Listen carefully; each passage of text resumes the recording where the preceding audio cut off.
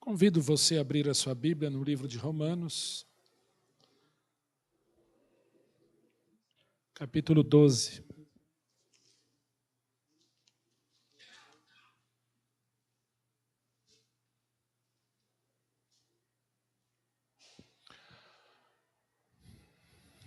Um dos livros mais fascinantes da Bíblia é o livro de Romanos. O livro de Romanos, nós podemos dizer, sem sombra de dúvida, sem medo de errar, tranquilamente, nós chamamos de um tratado teológico. É um livro onde o apóstolo Paulo é guiado por Deus. Nós podemos dizer que, para resumir toda a Bíblia, tudo aquilo que a Bíblia diz, tudo aquilo que a Bíblia quer dizer, está condensado no livro de Romanos. Então, o pecado, a situação do homem frente a um Deus vivo, tudo está no livro lá de Romanos. A condenação, a salvação, a redenção, tudo está ali no livro, na carta de Paulo aos Romanos. E se você olhar a palavra de Deus, desde Gênesis até Malaquias, a Bíblia vai tratar especificamente com o povo de Israel, todo o povo de Israel. Então, os capítulos 9, 10 e 11 de Romanos, por exemplo, também é um resumo de toda a história de Israel.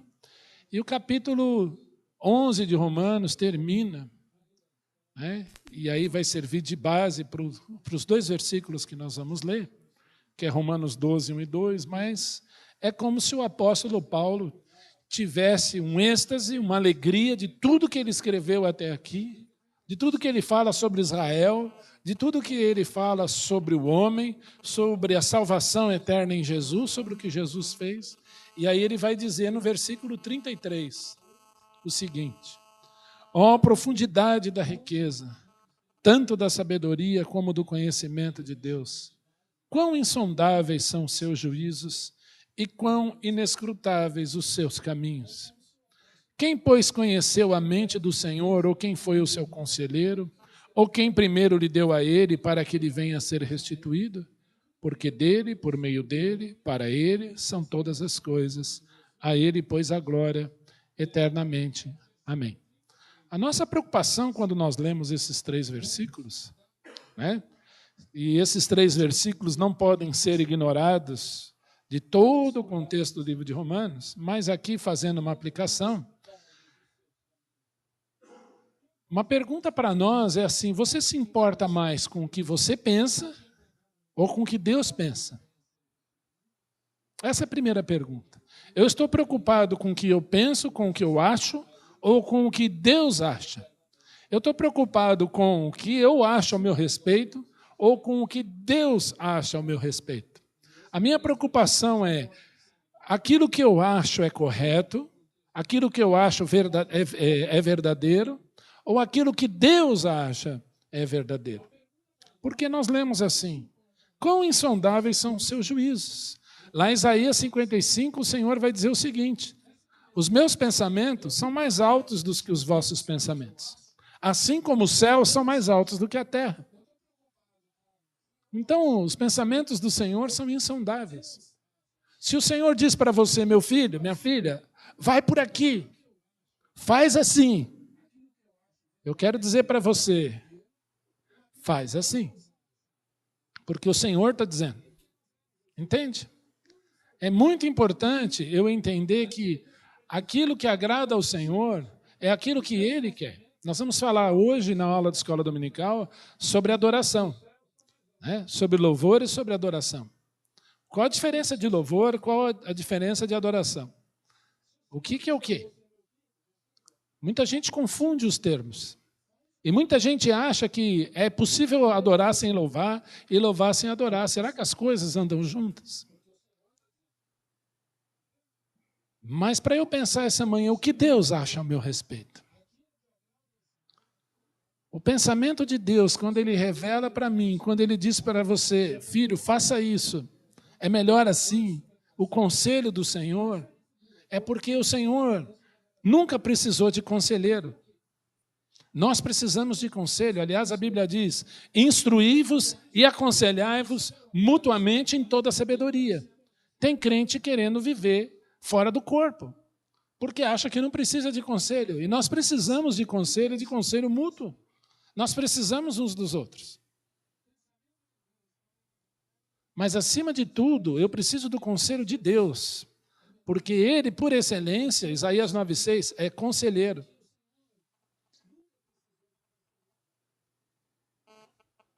E aí nós entramos no capítulo 12, que diz assim: rogo-vos, pois, irmãos, pelas misericórdias de Deus, que apresenteis os vossos corpos por sacrifício vivo, santo, agradável a Deus, que é o vosso culto racional. É muito estranho falar desse versículo voltando da praia, né? Eu não posso andar muito, né? Porque está sendo filmado, me desculpa.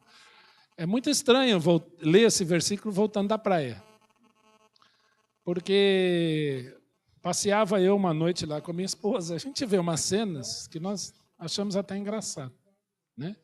Eu lembro uma vez, eu acho que vou contar isso aqui, tentando não errar nas palavras, mas eu e a Márcia andávamos numa das férias, num calçadão, e uma menina resolveu plantar bananeira perto da gente. Até aí tudo bem, mas a menina estava de saia, de vestido, um vestidão. Parecia um abajur de cabeça para baixo, né?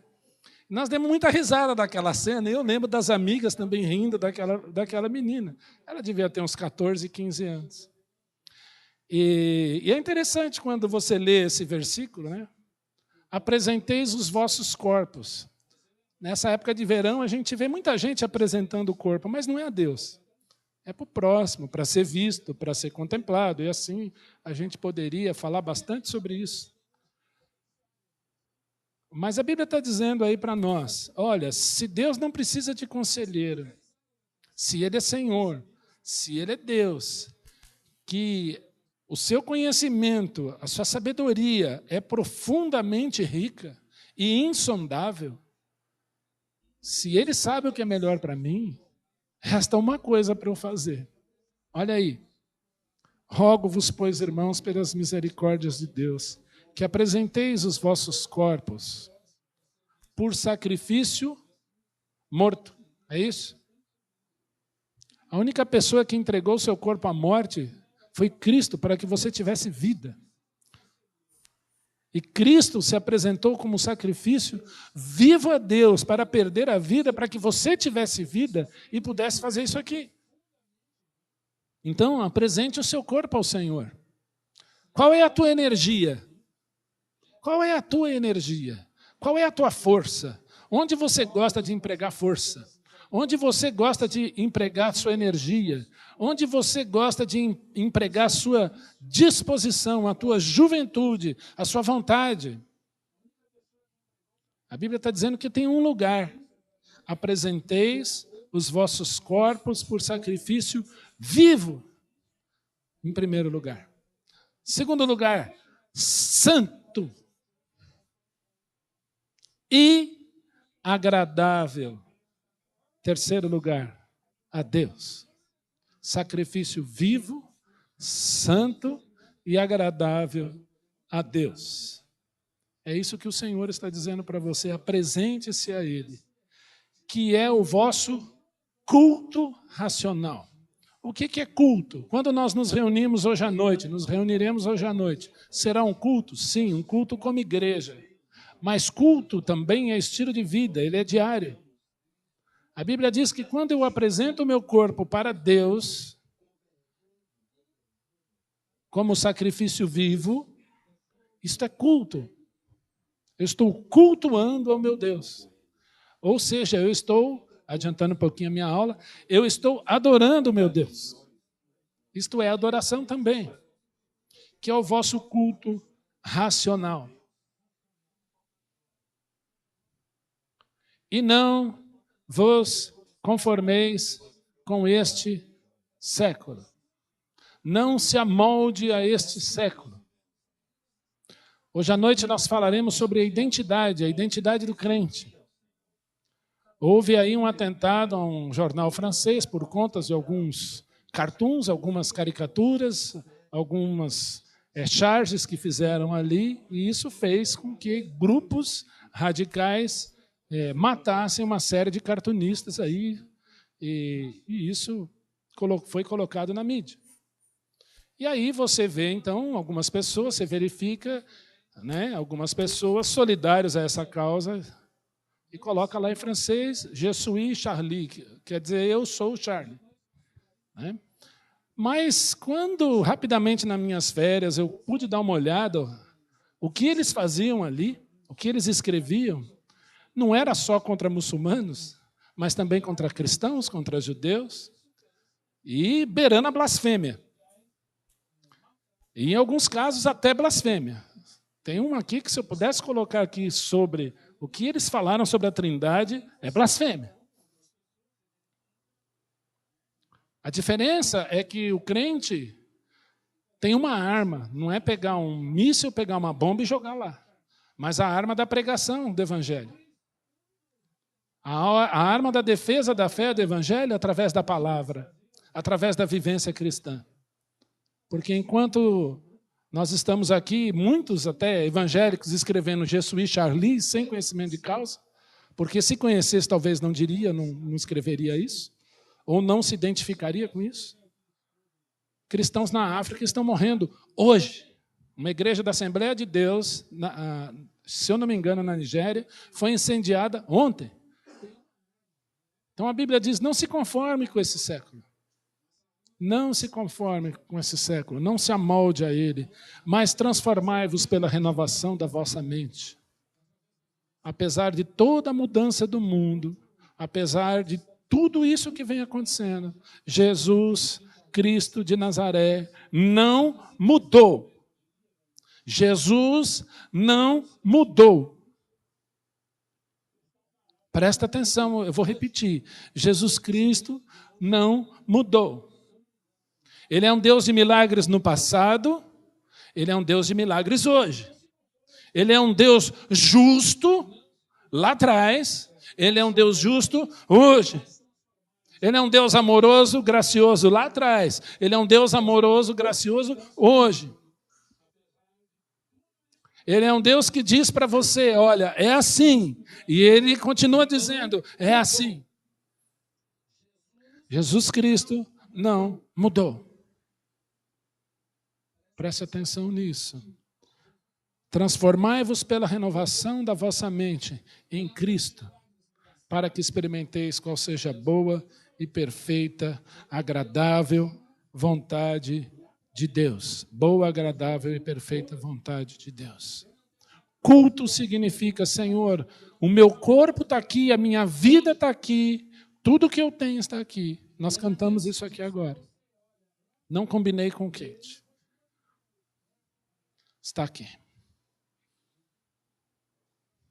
Senhor, eu estou aqui. A minha vida está aqui. Para louvor da tua glória. Rogo-vos, pois, irmãos, pelas misericórdias de Deus, que apresenteis os vossos corpos por sacrifício vivo, santo e agradável a Deus, que é o vosso culto racional, o seu culto lógico. Quer cultuar o Senhor? Quer entender o que é louvor, o que é adorar? Na escola dominical nós vamos tratar disso hoje. Tem muita gente que louva, mas não louva. Tem muita gente que louva, às vezes está adorando e nem sabe. Tem muita gente que acha que está adorando, às vezes só está louvando. E tem muito crente que poderia estar fazendo as duas coisas e não estão fazendo. Há a diferença entre um e outro. Senhor, minha vida está aqui. Quer cultuar o Senhor? Apresente-se a Ele. Apresente-se a Ele. Que o Senhor abençoe a sua vida essa manhã. Amém? Pai, nós te agradecemos esse dia, nós te agradecemos essa oportunidade de louvarmos ao Senhor através dessa devocional. E muito obrigado, Pai, porque nós estamos dizendo essa manhã, eis-nos aqui, apesar de nós.